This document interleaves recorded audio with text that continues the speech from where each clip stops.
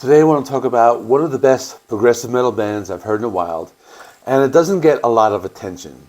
They are an Italian progressive death metal band that I discovered while I was doing my video for discovering metal bands about Italy.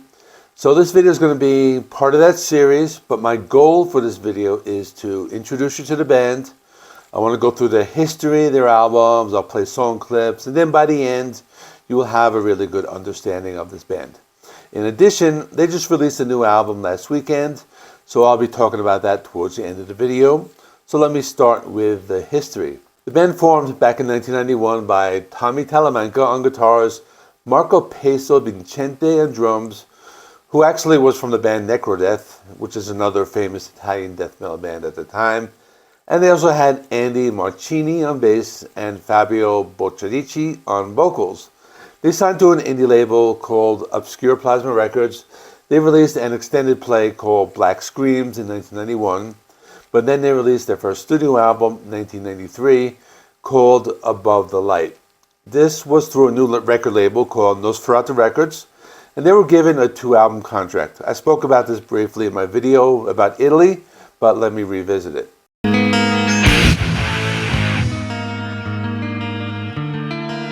I thought it was a very good debut. I thought it was closer to death metal than it was to progressive metal, but that will be changing as the band matures. It had more of a raw sound, and it was still very heavy. This was also recorded as a trio with vocalist and bassist Andy, the drummer who goes by the nickname Peso, and Tommy Talamanca, who I just mentioned. If you like your death metal that's a little more raw, a little more thrashy, and not as experimental, but still has those experimental moments, I recommend this album, and you should probably start here anyway. A few years later, they released an album called Tribe. This was released in 1995. It was a little bit more experimental, but still had that death metal sound.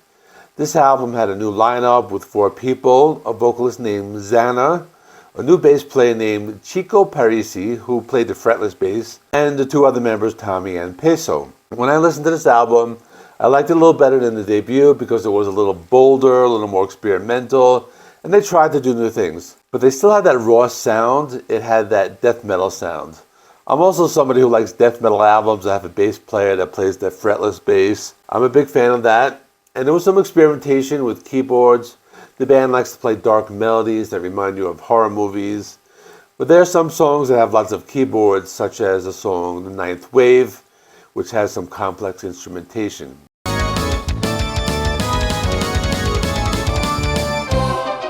Now this band is getting a little more popular. It's the late 90s, and you know what happens to bands in the late 90s. They start to adapt to the changing times, and that's what begins to happen here. Their third album is called Crust, and released on April 10th, 1997. Again, there's a lineup change. They have a new member whose name is Trevor Nadir on vocals, and a new drummer who goes by the name of Oinos. They're also on a new record label called Displeased Records. This album has a lot of themes, let's just say didn't age well, or in other words, it can be topics that would be on episodes of Law & Order SVU.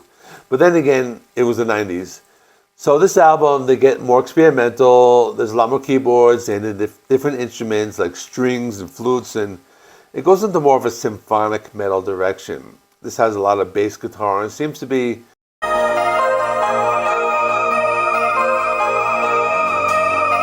one of the standouts on this album. It's one of those divisive albums because they're moving towards a groove metal sound with hints of industrial, which was something a lot of bands were doing at that time.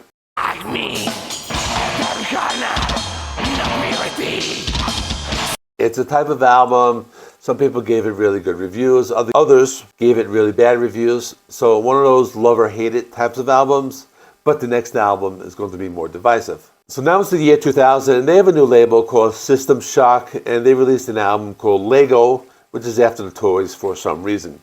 And they released a new metal album. They have a new lineup. They still have original members, Tommy and Andy, the same vocalist as the last album, whose name is Trevor. And they have a new drummer named Alessio Spirosa. Like I said, it's a divisive album. For example, there was one review by somebody on the Metal Archives website who gave it a 7%. With the title, It's Not Good. I listened to the album. I'll be honest with you, I didn't like it that much. It just sounded like generic nu metal.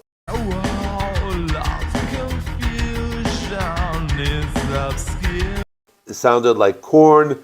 Some of it sounded like Rammstein. And it was a very long album. It was an hour and 9 minutes. And I listened to the entire thing. So after this album, the band broke up, but they got back together in 2005 and they signed with a new label called Beyond Productions. Their next album was a self-titled album called Sadist, released on April 17th, 2007. This album was a return to that sound they had on the album called Tribe. So in other words, it was more death metal and progressive metal as opposed to the new metal and groove metal of their albums of the late 90s and early 2000s. The album features a guest appearance by Claudio Simonetti from the band Goblin on the title track, and it has the same lineup as the previous album. Actually, this lineup is going to stay together for a while and after this. But like I said, the album's similar to Tribe. It had their death metal sound. There were a lot more complex guitar riffs, more progressive metal, and more horror-style keyboards. This one also has a very good bass guitar sound. There's some experimentation on the album, as well as addition to a few tracks with some creepy pianos. One standout track is called Excited and Serious. It had some Middle Eastern sounds and a lot of progressive metal riffs.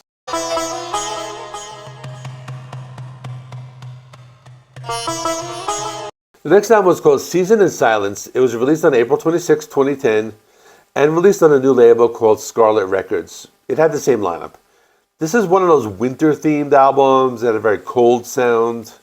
There were still progressive metal guitar riffs, but also lots of creepy keyboards. The album was filled with riffs, some harsh guttural vocals. There's a move towards symphonic metal at some points. The album had lots of twists and turns. It's the kind of album that has songs filled with a combination of death metal riffs and symphonic sections.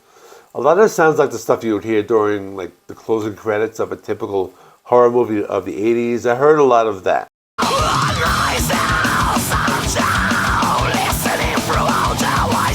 After this, they released another album called Hyena. This was released on October 16th, 2015 through Scarlet Records, the second album in a row on this label. They continue with the same lineup. It was one of those albums that I liked a lot. I think I liked it more than a lot of the others. As a matter of fact, I think this band actually gets a lot better in their older days. I like their more modern albums, but I'll revisit that later. It's called Hyena, and songs are about hyenas and their history and habitat, and for some reason they do it that way. There's an animated music video for the opening track called The Lonely Mountains, and shows lots of different wild animals, and the music video kind of looks like the album cover.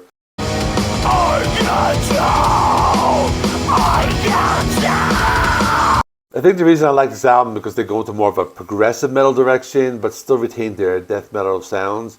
The album has some pretty cool wind instruments, and in addition to everything you would expect from a death metal band, they still have those weird keyboards that make it sound like a horror movie. But there's something about this album that makes it sound like wild animals in the wilderness. One of my favorite songs is The Devil Riding the Evil Steed, and this one has lots of creepy horror movie synth. I like this album because it sounds a little bit like Opeth, but not too much. Afterwards, they released an album called Spellbound on November 9th, 2018, and it's a concept album because all the songs are based on Alfred Hitchcock movies. So for example, some of the song titles are called 39 Steps, The Birds, Rear Window, and I'm the Man Who Knew Too Much. It was another album I liked a lot. It kind of had that horror movie vibe. The album had 11 songs. 3 of them were instrumentals. This album, the band starts to sound a little bit more like Dream Theater, but if they were death metal, if that makes any sense. Lots of songs had creepy pianos, lots of keyboards in the songs, and they still have the progressive metal guitarists. And if I didn't mention it before, they have that same lineup. This one has lots of good songs. I like the song Bloody Bates, which is a psycho-themed song.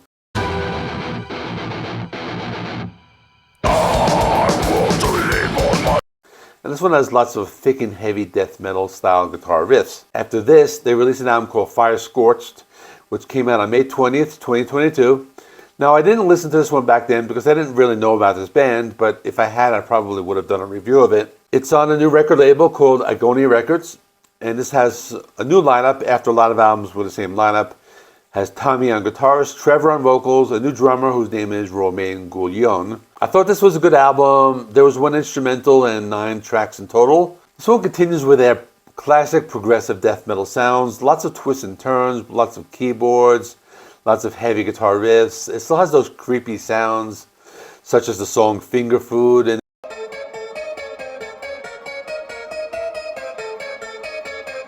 then another song I liked called Three Mothers and the Old Devil Father had lots of complex guitar riffs, plenty of keyboards, and heavy drumming. And this brings us to the new album, released on March 7th, 2025 through Agonia Records. The name of the album is Something to Pierce. As for the band lineup, it appears that the only two people left in the band are Tommy and Trevor. The other members are guests or session members. One of them includes a female vocalist named Gloria Rossi. She was also on the previous album that I forgot to mention. This one has a sound similar to the previous album.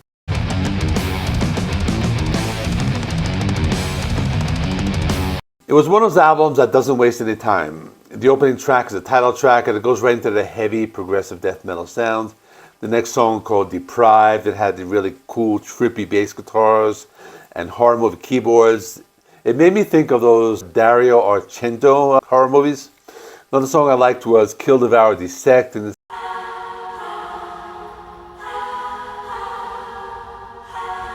had some creepy choir singing, something like you would hear in the movie The Omen, but a lot more complex guitars. And I like a song called One Shot Closer, which has different twists and turns and different sections. There was a track called The Best Part Is the Brain.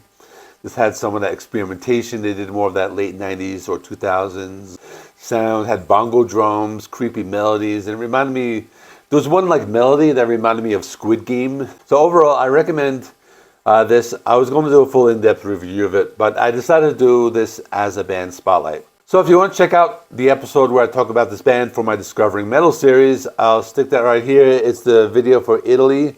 In the meantime, thanks for watching. Please give this video a like. It helps me with the YouTube algorithm. Please subscribe if you have not already. I do rock and metal reviews, rankings, and more. Thanks for watching. See you in the next one.